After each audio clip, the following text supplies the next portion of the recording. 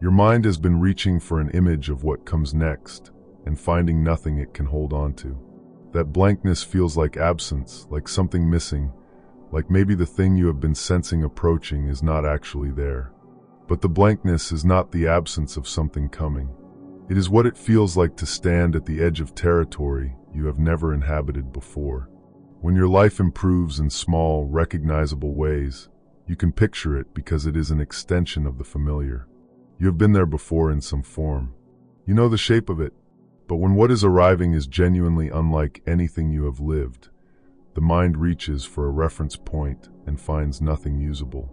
And in that gap between reaching and finding, you mistake the unfamiliarity for uncertainty. It is not uncertainty. It is newness. Radical, fundamental, unprecedented newness. And the inability to picture it is precisely the evidence that it is real and large and genuinely on its way. The version of you who will be living what is coming does not yet fully exist.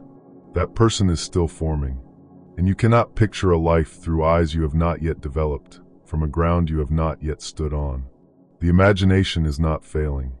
It is simply being asked to preview something that requires a self that is not quite finished yet. That incompleteness is not a problem. It is a sign of how close you are to the threshold. What the hard season behind you is actually doing, underneath the weight of it, underneath the confusion and the difficulty and the seemingly unanswered questions, was releasing your grip on everything too small for you. The dynamics that required you to shrink to be accepted. The routines that gave the appearance of stability while quietly draining something essential. The version of yourself you performed for certain rooms, certain relationships, certain expectations that were never actually yours to carry. All of it has been loosening. And it did not loosen because you sat down and decided to release it. It loosened because you grew past the level where it made sense.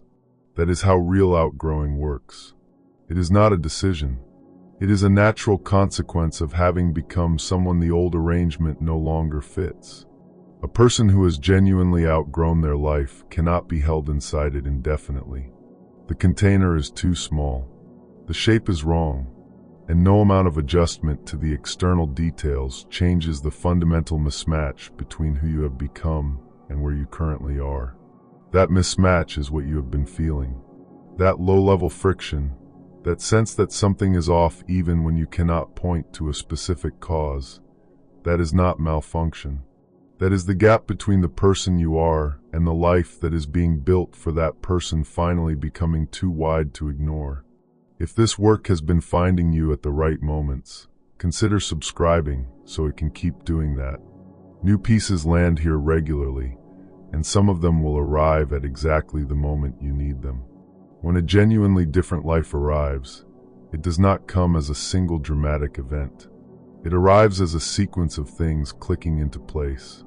A conversation that lands differently than conversations have been landing. A decision that emerges from somewhere quieter and more certain than the place decisions have been coming from. An opportunity that you recognize not with excitement or relief, but with the calm, almost unremarkable sense that this is simply where you were heading all along. That calm is the part nobody prepares you for. You expect the different life to announce itself with feeling, with joy or relief or the satisfaction of something long-awaited finally arriving. But what it tends to feel like is more like a settling, a deep, physical, cellular settling, like your body and your circumstances and the person you have been becoming finally occupying the same space at the same time. The gap closes.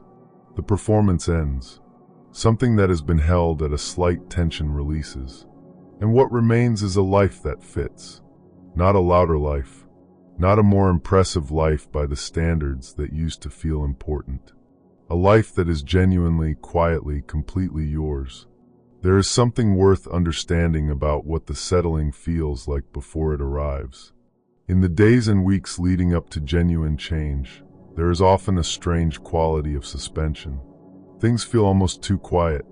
The striving that characterized the previous season has softened without being replaced by anything you can point to. You are not forcing anything. You are not pushing. And that lack of pushing can feel like passivity, like you have somehow stopped participating in your own life. But it is not passivity. It is arrival.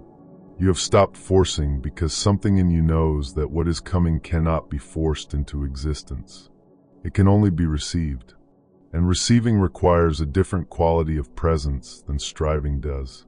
It requires openness rather than effort, a particular kind of readiness that is less about doing and more about being available to what is already in motion. That readiness is what you have been building, quietly, without realizing that was what the season was for. The difficulty was not pointless. The waiting was not empty time. The slow and often invisible work of becoming someone different was always aimed at this, at arriving at the threshold of a life that fits with enough depth and enough groundedness to actually receive it and hold it without pulling it back into the familiar. There is also a link in the description where you can support this project directly if it has been meaningful to you. What is given from that kind of genuine place helps this reach more people at exactly the right moment. The life that is coming was built for the person you are becoming, not for the person you were when this season started. That is why you could not have received it earlier. Not because it was withheld, but because the version of you capable of sustaining it was still being assembled. The season you moved through was the assembly. Every moment of difficulty, every release, every quiet internal shift that happened without announcement or recognition, all of it was contributing to a person who can now hold something genuinely new without unconsciously dismantling it. You are that person now, or close enough that the distance is almost immeasurable. So keep moving. Keep showing up to the ordinary days that are about to become the extraordinary ones, not by getting louder or more dramatic, but by finally becoming true. What is coming has been looking for exactly who you have become, and it is closer than the blankness in your imagination has been suggesting. That blankness is not the absence of something. It is the feeling of standing just before you step into a life you have never lived. And the step is very close now.